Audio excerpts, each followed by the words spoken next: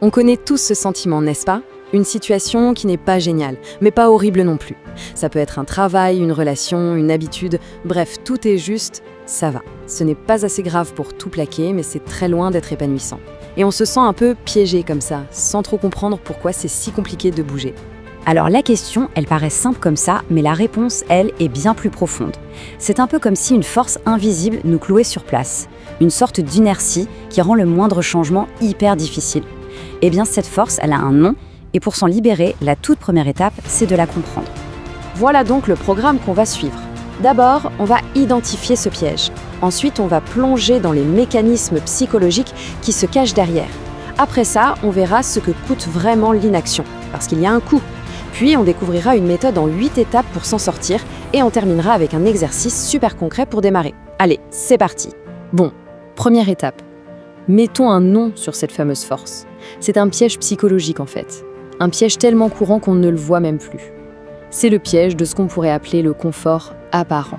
Ce concept, c'est le biais de statu quo. En gros, c'est une tendance psychologique super naturelle qui nous pousse à préférer que les choses ne bougent pas, même si un changement pourrait être carrément bénéfique. Notre cerveau, il est un peu programmé comme ça.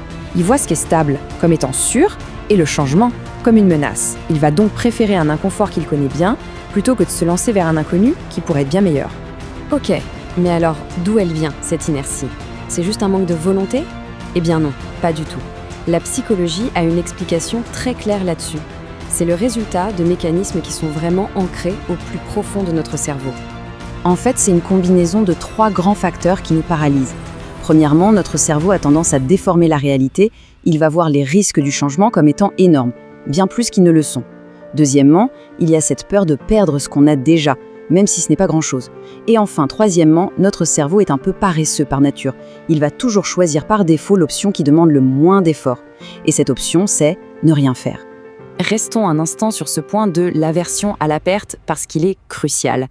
Imaginez, la douleur de perdre 100 €, elle est psychologiquement beaucoup plus forte que la joie d'en gagner 100. C'est un déséquilibre vraiment puissant. Et ça s'applique à tout. On va tellement se focaliser sur ce qu'on risque de perdre en changeant de job ou de relation qu'on finit par complètement oublier de penser à tout ce qu'on pourrait gagner, que ce soit en bonheur, en nouvelles opportunités ou tout simplement en liberté. On est toujours en train de penser au coût de l'action, au risque d'échouer si on essaie quelque chose de nouveau. C'est normal. Mais est-ce qu'on pense assez souvent au coût de l'inaction ? Au prix qu'on paye, jour après jour, en restant immobile. Et ce biais, on le voit absolument partout. Ce job qui n'apporte plus aucune satisfaction. Cette relation qui est devenue juste une habitude. On s'accroche. Il nous pousse à accepter un quotidien qui, au fond, ne nous convient pas. Pourquoi ? Simplement parce que l'idée de changer, ça fait peur. Ça semble être une montagne. Mais chaque jour passé comme ça, c'est un jour où on dit non à une vie potentiellement meilleure. Et attention, ce coût, il n'est pas juste financier. Loin de là.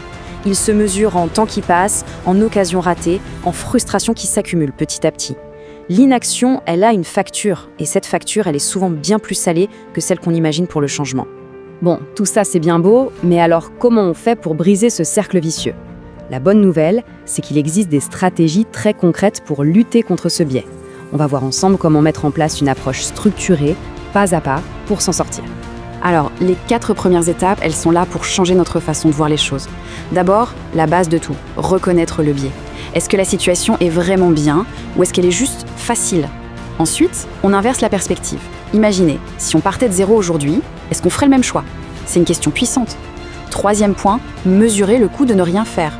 Faire une liste de ce qu'on perd, du temps, du bonheur. Ça rend les choses très concrètes. Et enfin, commencer tout petit. Des changements minuscules qui ne font pas peur, juste pour créer un élan. Un petit pas en appelle un autre. Les 4 étapes suivantes, elles, sont vraiment tournées vers l'action. 5e étape, se fixer une date. On arrête de dire « un jour je le ferai » et on le remplace par une date précise dans le calendrier. Ça change tout. 6e, réduire les choix. Trop de possibilités, ça paralyse. On se limite à 2 ou 3 options réalistes. 7e point, et il est super important, accepter que le début sera inconfortable, mais cet inconfort-là, il est temporaire. C'est très différent de l'inconfort permanent d'une situation qui stagne. Et enfin, 8e étape, s'entourer de personnes qui ont déjà fait des changements similaires. Ça motive, ça inspire et ça rend les choses beaucoup moins effrayantes. Maintenant qu'on a vu toute la stratégie, passons de la théorie à la pratique. Voici un petit exercice tout simple mais vraiment efficace pour faire ce fameux premier pas. Et on peut le faire dès aujourd'hui. Voilà comment ça marche. On prend une feuille, on fait 3 colonnes. D'abord, il faut choisir un domaine de la vie où on se sent un peu bloqué. Dans la première colonne, on écrit tout ce qu'on perd en restant dans cette situation. La frustration, les opportunités manquées, etc. Dans la deuxième, on imagine tout ce qu'on pourrait gagner en changeant. Plus de joie, de la croissance. Mais le plus important, la vraie clé, c'est la troisième colonne. La question est, quelle est la toute première, toute petite action qu'on peut faire cette semaine? Pas demain, pas un jour, cette semaine. Ça peut être envoyer un seul mail, passer un coup de fil, faire 30 minutes de recherche sur Internet. C'est cette micro-action qui va casser l'inertie. Au final, tout se résume à une seule question. Le changement, oui, c'est inconfortable, c'est certain. Mais rester coincé dans une situation qui nous éteint doucement jour après jour, c'est aussi une forme d'inconfort. Une forme bien plus sournoise et surtout permanente. Le vrai choix, ce n'est pas entre confort et inconfort, c'est entre l'inconfort passager du changement et l'inconfort permanent du regret.